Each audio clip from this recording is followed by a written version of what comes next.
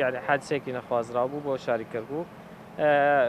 دیارە ئەو شخصە لەژێر فشارێکی دەرونییا بوو بە پێی وتەکانی خۆی ئەو ئجراتێکەوە کرا بەرامبەرێکی وەکو پۆلیسی هاتوچۆ ئجراتێکی یاسایی قانونی بوو بەرەوەی ئەو دەرچوو بە دەرەوە شکرێکی مخالف بووە کە مامەشی نەکردەوە سارەکەشی عینەن هیچ باجێکی هیچ تەخویلێکی هیچ کارێکش نەبوو بۆ دەرچوونی لە ڕاستیدا ئەوە توش سەرپێچینەوە ئەو سزاش نەدرابووە نەما مستەمسە کاتەکەی سەحب کرابوو ئین سەنەوی سارەکەی تا بڕیار بدرێت دوای ئایا سزا دەدرێ یاخود سزا نادرێ دیارە لەژێر فشارێکی دەرونیە بوو ئێمە لژنەیەکی لۆکۆڵینەوەی هاوبەش لە قیادەی عەمەلیات مشتەرەکەی کەرکووک کرا و تحقیق کرا لە مەوزوعەکە وشەکەش کۆتایی هات.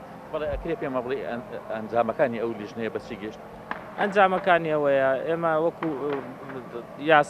یاسا تەطبیق کراوە بە شکلێکی ئوسولی بەبێ ئەوەی کەوا هیچ مخالفەیەکە بێت لەلایەنی هێزە ئەمنیەکانەوە.